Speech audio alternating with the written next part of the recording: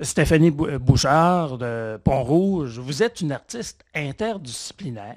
On va voir tantôt quelques-unes de vos œuvres, je dirais même beaucoup de vos œuvres parce que vous en avez beaucoup. Mais c'est quoi ça, une artiste interdisciplinaire? Ben, un artiste interdisciplinaire, ça mixe les disciplines, ça le dit.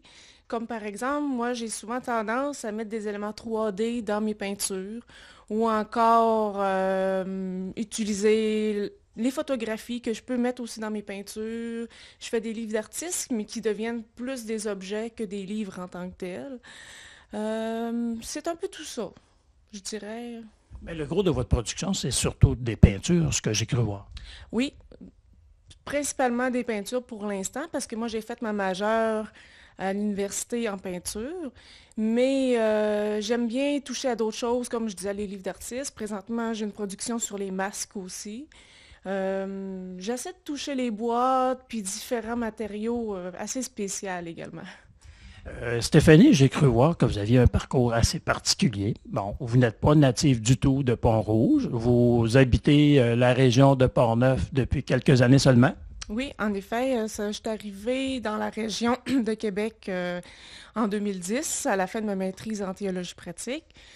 C'est ça, puis à Pont-Rouge, ça fait à peine, ça fait 1 an et demi que je suis ici. Vous êtes native du Lac-Saint-Jean, Alma ou la région d'Alma. Oui, tout à fait. J'ai grandi à Lac-Saint-Jean-Est, dans le coin de l'Ascension, Saint-Cœur-de-Marie, Alma. J'ai également fait mes études à Jonquière et à Chicoutimi, au Cégep de Jonquière et à l'Université du Québec à Chicoutimi. Vous avez dit que vous avez fait même une maîtrise en théologie pratique. Mais là, j'essaie de voir quel est le lien entre la théologie pratique et l'art. Oui, mais après mon bac en art, je me suis rendu compte que je restais dans des réflexions qui tournaient autour de la théologie, différentes religions, des choses comme ça. Fait que j'ai commencé par un certificat en sciences humaines des religions, ce qui m'a amené par la suite, en parlant avec le directeur de la faculté, à m'intégrer dans une maîtrise en théologie pratique, ce qui m'a permis d'explorer en quoi l'art peut devenir un outil de recherche spirituelle pour les créateurs. Fait que, mais de fil en aiguille, plus on en sait, plus on a l'impression de rien savoir. J'ai complété le bac en théologie et la maîtrise en théologie pratique. Pour le commun des mortels que nous sommes, c'est quoi la théologie pratique? Oh, la théologie pratique, je dirais que c'est la théologie, donc ça vient du mot théo, que ça veut dire Dieu, le savoir de Dieu, si on peut dire, ou des dieux, peu importe, parce qu'il y a plusieurs types de théologie, mais d'un point de vue pragmatique, ça veut dire dans la vie de tous les jours. C'est comment goûter, si on peut dire, à cet aspect de l'existence. Parce que vous savez sans doute que nous avons toute une dimension spirituelle, puis au même titre que ce soit psychologique ou physique, on a besoin d'explorer cet aspect-là de notre être. Fait que, à travers les arts, moi, c'est comme ça que j'ai goûté, si on peut dire, à, à la théologie. Parce que tout le long de ma maîtrise et de mon bac en théologie, j'ai jamais perdu de vue mon aspect artistique. J'ai toujours continué, toujours à la fin de toutes les sessions, c'était un besoin viscéral que de créer. Fait que c'est pour ça qu'à travers toutes mes œuvres, souvent, il y a une réflexion derrière ça. C'est sûr que c'est ma propre personne, ma propre vision spirituelle. Fait que pour d'autres, ça serait différent. Puis c'est à ça que je voulais aboutir, puis à lequel j'ai réussi à faire aussi en faisant ma première exposition solo. C'est que j'ai pu explorer ma propre dimension à travers une série d'œuvres. J'ai commencé par la dimension 2D, la peinture, parce que c'était, à mon avis, personnellement, ce qui était le plus facile, sans m'étendre, si on peut dire, dans l'interdisciplinaire trop extravagant. Parce qu'il y a moyen d'être complètement flyé, là, quand on est interdisciplinaire, là.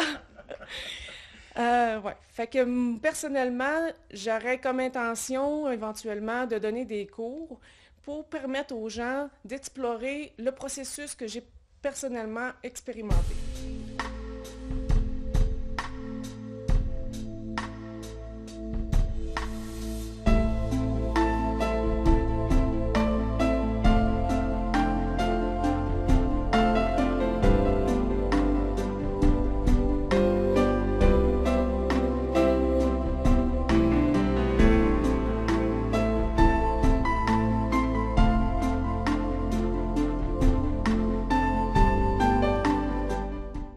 Stéphanie, on est devant une de vos œuvres et puis, est-ce que je comprends qu'elle n'est pas terminée? Mais à vrai dire, elle est en réparation, c'est parce qu'elle a mangé plusieurs déménagements. Fait que, il y a des fleurs qu'il a fallu que je remplace parce qu'elles avaient été cassées, puis des choses comme ça. Fait que j'ai besoin de la réintégrer avec du gloss médium, de la peinture, etc. Vous travaillez quoi, avec de l'acrylique surtout? Oui, oui. Et puis, comme ça, ces fleurs-là, c'est vous? Vous avez les ramassées à quelque part? Ça celui-là, je l'avais appelé 5 ans de mariage. J'avais eu 5 roses pour mon 5 ans de mariage, puis je les ai intégrées avec la broche dans l'œuvre. C'était une expérimentation à base, justement, du travail de la broche dans le tableau. Alors, puisqu'on est dans votre atelier, on va faire un petit tour, une petite tournée d'atelier, si vous voulez vous approcher avec moi. Il y a des choses au mur. Bon, il y a un masque. Oui. C'est ça, une artiste interdisciplinaire, ça fait un peu de tout. Ça touche aussi plusieurs disciplines. Comme justement, j'ai différents masques. Souvent, les masques, moi, c'est bon, faudrait pas que je le pète. Hein? J'ai différents masques. J'en ai 2, entre autres, qui remontent déjà du cégep. Ça remonte de l'année passée, mais c'est une exposition que j'essaie de monter tranquillement, pas vite. Étant donné que c'est souvent du matériel recyclé que j'ai, de la nature séchée, des choses comme ça, c'est avec la récupération, puis avec le temps aussi qu'on vient créer, ce qui fait souvent défaut. Si on regarde, vous avez un paquet de plumes, là, des belles plumes de couleur. C'est justement un des masques à venir, d'inspiration un peu maya, on pourrait dire. L'aspect interculturel aussi. Les autres croyances, je trouve ça intéressant. Comme ça a plus un aspect celtique, à mon avis, d'inspiration celtique avec le dieu chêne. Fait que... Si j'étire mon bras, et je pense qu'on va être capable de le voir à la caméra, vous avez des... Qu'est-ce que c'est? Des petites boîtes, une bleue aussi. On dirait que c'est même marqué Deschambault. Ça se trouve être le titre d'un de mes prochains livres. Justement, je l'ai commencé au dernier symposium de Deschambault-Grondines. Puis j'espère l'avoir terminé pour le prochain qui s'en vient. Ça, c'est la page de Deschambault à Grondines. De Deschambault à Grondines. C'est le titre. Ça va être justement des références au lieu, d'un lieu historique, mais aussi, je dirais peut-être actuel. C'est une petite boîte de fromage, étant donné qu'à Grondines, ils font du fromage. J'ai également imprimé plusieurs petites photos. De la fromagerie des Grondines. Oui, bien sûr. On ne fera pas de publicité, mais moi, juste qu'il y a du bon fromage. Oui, puis je travaille à charcuterie, fait que je me ramasse des boîtes, puis j'égoutte un petit peu à tout aussi, mais pas, hein? On devient gourmand. Fait que c'est ça, fait qu'à l'intérieur, j'ai l'intention de mettre plusieurs photos, articles, des affaires comme ça, comme j'ai trouvé une belle prière, j'ai toutes sortes de choses comme ça. Comme le bleu du couvercle va faire référence, entre autres, le lien entre les deux lieux, qui se trouve être le fleuve. Fait que c'est un petit peu à ça que j'avais en tête quand je l'ai faite. Fait que ça va être 9 exemplaires d'édition limitée. Ouais, signé. Signé, c'est ça. On parlait tantôt de votre site Internet, j'imagine, parce que si on ne réussit pas à avoir de vos œuvres à un moment donné dans une exposition qu'il y a dans notre région, est-ce que les gens peuvent communiquer avec vous par le biais de votre site Internet? Oui, tout à fait. Ils ont des liens avec ma boîte électronique. Il y a également un lien avec mon Facebook, puis mon numéro de téléphone y est affiché également. Fait que s'il y a quelque chose qui vous intéresse, gênez-vous pas, tout est à vendre. Vous n'êtes pas nécessairement inspiré par des beaux décors de pleine nature, comme là où vous vivez pas loin de la rivière Jacques-Cartier, où vous allez plutôt y aller d'une façon abstraite, ce qui vous inspire, ce qui vous amène. Je ne sais pas, qu'est-ce qui va vous amener en termes d'inspiration? Où vous allez trouver votre inspiration à ce moment-là? Il y a quand même des éléments de la nature qui m'inspirent. Je dirais que c'est des éléments de la réalité que je schématise. Un peu à la Picasso qui faisait des carrés, des triangles pour faire les visages. Mes personnages que je vais vous présenter, souvent très verticales, font souvent référence à la transcendance, à la verticalité, ce qui sous-entend justement l'aspect spirituel. Je dirais aussi, parce que c'est ça, c'est très symbolique, par les couleurs, surtout mes couleurs sont vives, c'est très saturé. Je dirais que c'est peut-être aussi un reflet de mon propre tempérament un peu coloré. J'imagine pour faut avoir de l'émotion pour en transmettre dans une peinture. Et d'ailleurs, vous avez fait des expositions, même ici à Pont-Rouge. Je pense que vous en avez fait une. C'était quoi, au Moulin Marcoux? Oui, au Moulin Marcoux en 2012, ça a été ma première exposition solo. J'étais très contente, c'est un aboutissement parce que, après tout, je veux devenir un artiste professionnel, puis faire des expositions solitaires, ça fait partie de ça. À part de ça, j'ai également fait plusieurs symposiums à l'Ascension de Notre-Seigneur au Lac-Saint-Jean. C'est dans votre coin de pays, là. C'est ça. À Deschambault-Grondines aussi l'année passée. Après ça, j'ai également fait, quand j'étais à l'université, j'ai fait à l'œuvre de l'hôte à l'université. Quand j'étais au Cégep, on a été au CNE, le Centre national d'exposition à Jonquière. Puis il y avait également la salle polyvalente au Cégep même où on avait une exposition là aussi. Fait que j'ai fait quand même plusieurs expositions collectives en tant que telles. Et il y en a d'autres, j'imagine, que vous avez l'intention, ou auxquelles vous avez l'intention de participer, soit cette année ou dans les prochaines années? Oui, en effet, rien que pour cette année, entre autres, je vais participer avec Foliculture au Magnificette qui va se dérouler. Le vernissage, si je ne me trompe pas, c'est le 3 mai ou le 4 dans ce coin-là. Ça, c'est à Québec, Foliculture. C'est l'édifice qui est près en face de la CSN ou quelque chose de genre? Je pense que oui, ça va être à l'édifice Sherpa pour l'exposition en tant que telle. Ça va être une série de drapeaux. Je ne sais pas combien d'artistes on doit être pas loin de 50. Puis moi, je vais être un de ces drapeaux dans le tas. Mais à l'origine, Foliculture était, comme le nom le disait, c'était souvent des artistes qui avaient eu des problématiques de santé mentale. Mais vous, ça n'a pas lien, ça n'a pas rapport. C'est une bonne question. Non, pas vraiment, mais c'est un sujet qui m'intéresse beaucoup, la folie, parce que je pense qu'à quelque part, on a tout un petit quelque chose de folie, ouais. Il faut avoir notre brin de folie, pareil. Oui, je pense que oui, c'est ça, je pense, à un moment donné, la laisser sortir de la folie de temps en temps. Donc, il y a plusieurs de ces expositions-là encore qui sont en cours. Est-ce que, je regardais votre cheminement, on peut aller d'ailleurs sur le site de Port-Neuf Culturel, le site de la MRC. Vous figurez là comme artiste et on peut avoir un peu votre aperçu. Et il y a même un lien, je pense, pour votre propre site Internet. Et à ce moment-là, on peut avoir même un bel échantillon de vos œuvres. Je pense que je ne sais pas si elles sont toutes répertoriées, mais il y en a beaucoup. Bien, il en manque quelques-unes, mais il y a une bonne quantité, là, je dirais la bonne majorité. Alors, Stéphanie, on est dans une belle pièce où il y a plein de belles œuvres. Je vois un cœur. Oui. C'est bien ça? Oui, tout à Alors, fait. quel est le sens? Ça, c'est durant un cours de dimension spirituelle de l'être humain que j'ai voulu illustrer, si on peut dire, ou explorer une cosmologie, si on pourrait dire. Parce que j'ai commencé avec un croquis qu'on ne voit pas très bien, mais je vais vous le montrer. Ça a été mon croquis de base, où ce qu'on voit deux types de cosmologie ou pas de croyances, peut-être, de dimension spirituelle, qui est soit par la croix, où ce que c'est peut-être plus linéaire, ou la spirale, qui est plus du type, mettons, bouddhiste, qui est, je dirais, plus circulaire. En tout cas, fait qu'on a vu différents types, fait que ça m'a fait réfléchir sur ma propre dimension. Fait que j'ai fait un cœur éclaté. Fait que peut-être que personnellement, c'est de même que je me vois rayonnante.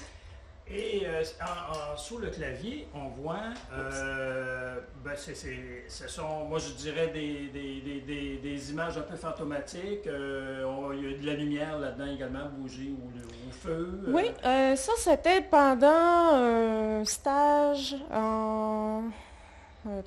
pendant un stage en accompagnement par les arts. Moi je dirais que je l'ai appelé la danse du feu. Personnellement, c'est une exploration de l'élément du feu. Mais d'autres personnes, ils voyaient d'autres choses. Comme la personne qui m'accompagnait, ils voyaient là une image de la Pentecôte. Personnellement, moi, ça me rejoignait moins. Mais c'est quand même intéressant de voir ce que les autres peuvent voir là-dedans. Fertilitas. Oui. Alors là, et on voit même un petit benon, on imagine qu'il y a un lien avec la fertilité féminine. Tout à fait.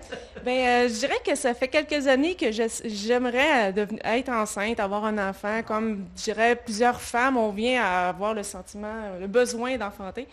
Puis, dans ce besoin, c'est à peu près ça que ça reflète. C'est le besoin que j'ai d'enfanter. Un peu la petite canne de bonbons qui fait comme vouloir l'attirer. Envoyez-t'en, mais ça marche pas nécessairement comme ça. C'est ça. Alors, Fait qu'on est toujours à l'essai. et il y a quelques... Donc, vous avez quelques Oui. œuvres. Celle-là, on a bien aimé parce que la technique est particulière. Oui, c'est quoi le glacé? C'est un genre de... Le glacé, non? c'est du gloss médium. Ah, C'est un acrylique transparent glacé. Celle-là, je l'ai appelé les voyageurs interdisciplinaires parce que je me suis beaucoup amusée dans ma technique de peinture parce que j'ai commencé avec le vernis puis j'ai fini avec le primer. J'ai commencé avec le fond qui est le dessin. Après ça, j'ai mis du couche transparent, une couche de peinture, une couche transparent, une couche de Et papier. vos personnages, ce sont des revenants, c'est quoi? Ça peut être tout ce que vous voulez. Je pense que j'avais pas vraiment d'arrière-pensée sur qu'est-ce que c'est. Sinon que des voyageurs interdisciplinaires, je pense qu'ils sont un petit peu partout, dans différentes dimensions rendus là. Vous avez un parcours assez particulier aussi. Si je reviens, là, je ne sais pas si on est du côté de la théologie pratique, mais vous avez même été aumônière des Forces armées. Parlez-nous un petit peu. Oui, ben ça, c'est quand j'étais justement au bac en théologie. Justement, représentant des forces canadiennes qui étaient venues nous voir. Fait que moi, j'ai trouvé ça très intriguant. Fait que je me suis lancée. Ça a duré 2 étés. Fait que j'étais allée en Ontario, au Nouveau-Brunswick, à Bagotville. Puis j'ai vraiment adoré mon expérience. Vous faisiez quoi comme aumônière? On pourrait dire agent de pastoral, mais aussi conseiller de capitaine. Puis, qu'est-ce que ça fait d'autre, un aumônier? Moi, je dirais que principalement, la principale tâche, c'est le moral des troupes. C'est important de voir à ce que chacun, de palper la situation, si chacun est confortable. Parce que des fois, il y avait des petites crises personnelles, des fois, on m'accrochait par le collet, puis « Hey, il faut que je te parle, telle affaire ». C'était vraiment très intéressant parce que on se rend compte que le besoin dans le civil est vraiment pas la même que dans le militaire. C'est sûr que c'est pas le même genre d'expérience non plus. Justement, parce que quand on pense aux militaires, on pense à ceux qui sont revenus d'une part, que c'était la Bosnie, ensuite qui sont revenus d'Afghanistan. Il y a eu énormément de cas de stress post-traumatique. On l'a vu ici avec Valcartier. Est-ce que vous avez eu à dealer, si on veut, avec beaucoup de gens qui avaient ces problématiques-là parce qu'ils vivent une crise profonde, là? Pas beaucoup, à vrai dire, parce que je veux pas, j'ai pas été là tellement longtemps, surtout que j'étais sur une base aérienne puis 2 bases écoles. Mais malgré tout, j'ai quand même été chercher un post-traumatique en prison. Il a fallu que je l'accompagne, puis au moins 1 ou 2 personnes, là, je dirais. Là. Est-ce que c'est parce qu'on dit toujours que les expériences nous contribuent toujours quelque chose dans notre vie?